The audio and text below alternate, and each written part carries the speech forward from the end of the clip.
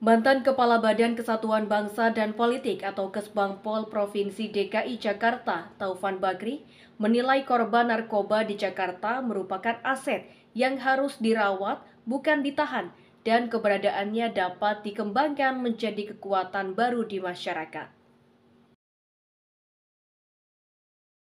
Mantan Kepala Badan Kesatuan Bangsa dan Politik atau Kesbangpol Provinsi DKI Jakarta, Taufan Bakri, menilai bahwa para korban narkoba di Jakarta ini merupakan aset yang harus dirawat, bukan ditahan dan dapat dikembangkan menjadi kekuatan baru di masyarakat.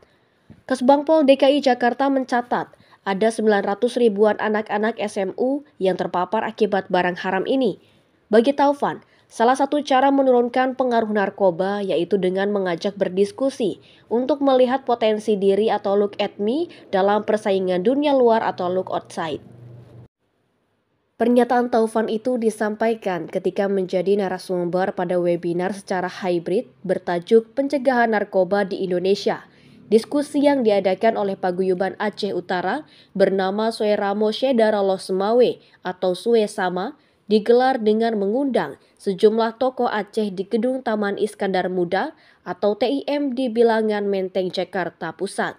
Hadir narasumber lain, mantan Kepala BNN, Komjen Pol Purna Anang Iskandar, dan pengacara Teuku Dr. Nasrullah. Kepada Kepala BNN Jakarta, Tagor, Taufan menjelaskan bahwa salah satu cara yang dikembangkan Kesbangpol DKI yaitu melalui program wawasan kebangsaan di kalangan anak-anak SMU. Melalui program ini diharapkan para generasi muda bisa memposisikan dirinya ke depan agar melihat bahaya narkoba ini bagi cita-citanya yang bisa pupus. Menurutnya, generasi muda Nusantara yang kuat tidak boleh dilemahkan oleh narkoba. Pemberantasannya harus bekerja sama menyetop supply demand yang luar biasa di Jakarta ini. Mereka harus dirawat dan disembuhkan agar menjadi kekuatan baru di masyarakat.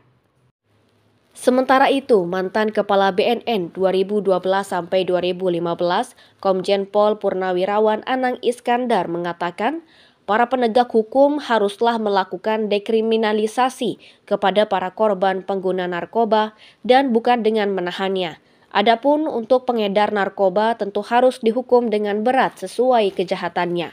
Menurutnya, dengan merehabilitasi korban narkoba, maka setidaknya sudah memutus mata rantai demand narkoba di masyarakat. Di sekolah hukum, sejak Indonesia berundang-undang narkotika, ayo siapa yang terakhir jadi sarjana hukum, yang paling terakhir jadi S1? Saya dosen S1, nggak ada mata kuliah hukum narkotika. Mungkin Pak Nasrullah juga dosen, nggak ada mata aku nggak ada. Artinya apa? Lulusan sarjana hukum minus hukum narkotika. Bisa jadi tidak ngerti ada dekriminalisasi penyalahgunaan narkotika, yang artinya tidak dituntut kriminal dan tidak dihukum penjara. Ini senada dengan Komjen Pol Anang, pengacara kondang Teuku Dr. Nasrullah mengajak semua pihak baik pemerintah, tokoh Aceh dan masyarakat untuk bersama melakukan gerakan bersama menurunkan tingginya demand narkoba di Aceh. Nasrullah berharap selesai seminar semua komponen Aceh yang ada di Jakarta bersama Pemda harus selamatkan generasi muda Aceh dari meluasnya narkoba. Selain itu, harus buat gerakan bersama dikoordinasikan dengan BNN, Polda hingga Kejaksaan untuk berkoordinasi memerangi tingginya peredaran narkoba di Aceh. Kejaksaan tinggi menerapkan hukum secara benar dalam kasus ini, ya, dalam kasus narkoba. Bagaimana kemudian memotong demandnya sebelum kita potong supply. Di Aceh dahsyat sekali sudah keadaan itu.